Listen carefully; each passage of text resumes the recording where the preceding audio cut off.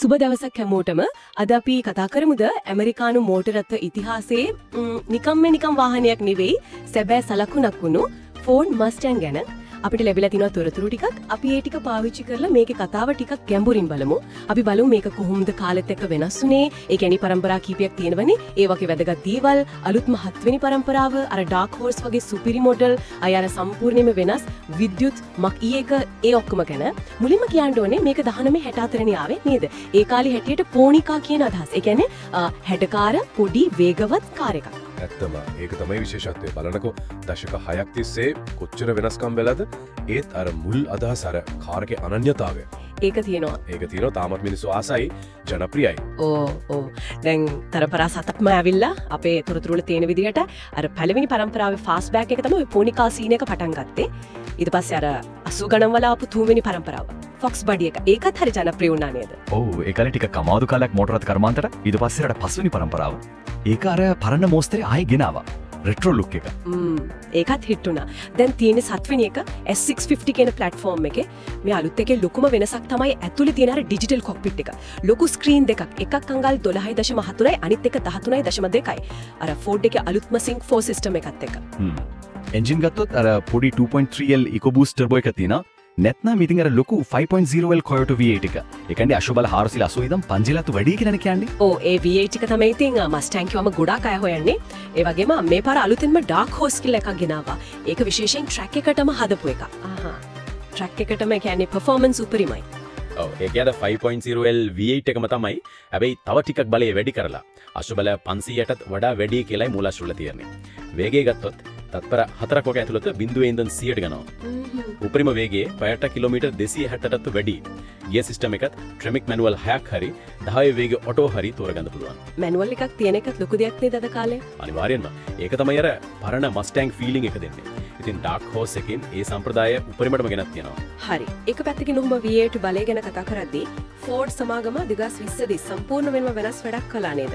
ඒ තමයි අර මස්ටැන් මක්කී කියන විද්‍යුත් SUV එක ගෙනාපු එක. ඔව් ඒක නම් ලොකු කතාබහකට ලක් වුණා. සම්පූර්ණයෙන්ම ඉලෙක්ට්‍රික්. SUV එකට ඒ කියන්නේ crossover වගේ AWD ඒ කියන්නේ රෝද 4ෙම දාවනියක් තියෙනවා. රේන්ජ් එක. ඒ කියන්නේ එක චාර්ජ් එකකින් යන දුර කිලෝමීටර් 370ත් 500ත් අතර වගේ. ඒක සෑහෙන දුරක්. ඔව්. අර GT performance edition එක නම් හරිම වේගවත්.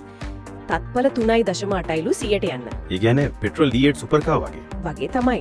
ඒ වගේම අර Ford Blue Cruise වගේ අලුත් තාක්ෂණයන් ඒ කියන්නේ හයිවේ එකේදී අතරින්න පුළුවන් වගේ අර්ධ ස්වයංක්‍රීය ධාවන පද්ධතිත් තියෙනවා. හැබැයි ඉතින් අර මම කලින් කිව්වා වගේ SUV එකකට මස්ටැන් නම දැම්ම එක ගැන නම් මතභේදයක් ආවා. ඔව් ලොකු මතභේදයක් ආවා. ඒකෙන් පේනවා අර පරම්පරාගානක උරුමයයි මේ අලුත් විද්‍යුත් අනාගතයයි අතර තියෙන ගැටීම. ඉතිහාසය දිහා බැලුවොත් GT, Mach 1, Shelby GT350, GT500 වගේ නම් තියෙනවනේ.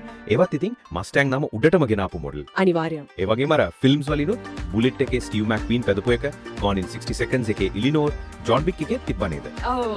ඒවෙන් තමයි මේක නිකම්ම කාර් එකක් නෙවෙයි. ඇමරිකානු නිදහස අර කැරලිකාරී ගතිය performance එක ගැන සංකේතයක් වුණේ. ඒක තමයි. ඒ නිසා වෙන්න ඇති අපේ තොරතුරු වල හැටියට ලෝකෙ පුරාම මිලියන 10කට වඩා විකිනිලා තියෙන්නේ. මිලියන 10ක්. ඔව්.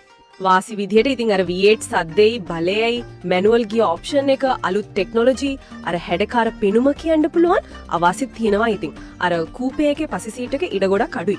ඒක අත්ත. අනික් අර ඩාර්ක් හෝස් Shelby වගේ ඒවයි ගණන් නම් ගණන් සෑහෙන්න වැඩි. ඔව් අධිකයි. ඉතින් සාරාංශයක් විදිහට ගත්තොත් ෆෝඩ් මස්ටැන් කියන්නේ දශක ගාණක් තිස්සේ තමන්ගේ අර අනන්‍යතාවය තියාගෙන ඒ අතරේ මක්කී වගේ අලුත් පාරවල් වලට තරමින් ඩාර්ක් හෝස් වගේ වයින් අර පරණ performance උරුමය තවත් ශක්තිමත් කරමින් ඉස්සරහට යන හරිම විශේෂ වාහනයක්. ඇත්තම බලන්නකෝ එකම මස්ටැන් නම යටතේ අශ්ව බල 500ට වඩා V8 එන්ජින් එකක් තියෙන ඩාර්ක් හෝස් එකයි සම්පූර්ණ විද්‍යුත් SUV එකක් වෙන මක්කී එකයි දෙකම තියෙනවා.